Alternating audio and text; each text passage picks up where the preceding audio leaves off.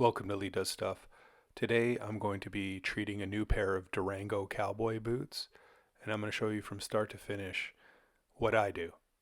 Here's everything you'll need for this project, and here we go. Here are the Durango cowboy boots.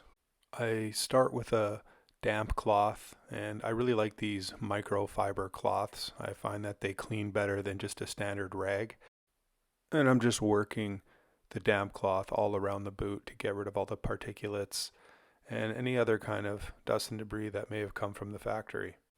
I'm just going to give everyone a fair warning now that I'll be using a leather dressing called Obenoff's, and any leather dressing is going to change the tone or color of your cowboy boot. So just bear in mind, if you don't want them waterproofed with a leather dressing and you really like the color of the boot, I would recommend using a spray instead of this leather dressing or any other leather dressing for that matter. So what I'm doing here is I opened up the Obenoffs, I'm getting it on my fingers, and your body heat is going to really work in this product the best. I have tried it with a rag and a brush, and honestly, it just works better using your fingers. It's all natural. It's a natural product. Openhoff's has been around for a long time, and it will not hurt your skin. And I just find it's a fantastic product to really seal up the boot so that no moisture can get in, and protect your investment. Protect the boots so that they will last for a very long time. So you also want to make sure that you get in where all the little seams are, right at the bottom where the sole meets the boot, where it's stitched in, and you just really want to take your time with this process and rub it in. The boots, especially when they come from the factory, are going to be really thirsty.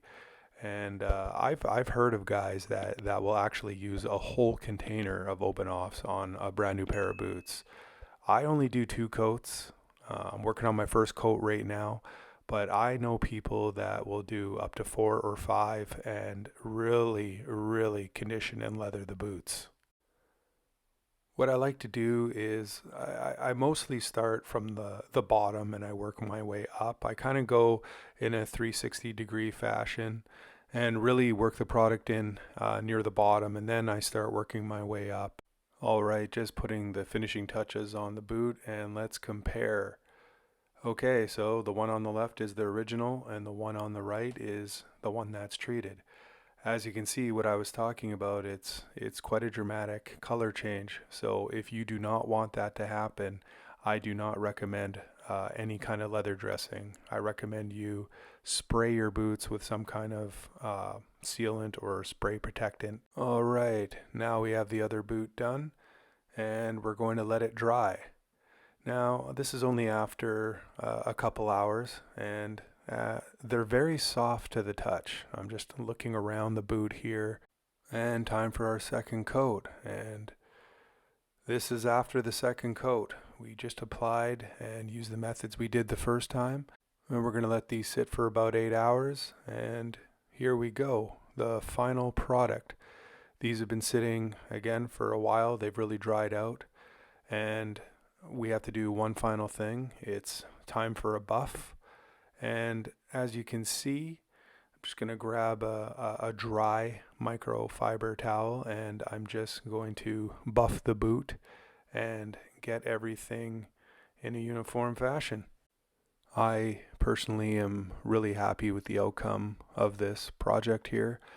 I find that the darker leather fits more my style. But again, everybody's different and everybody has different needs for their cowboy boots.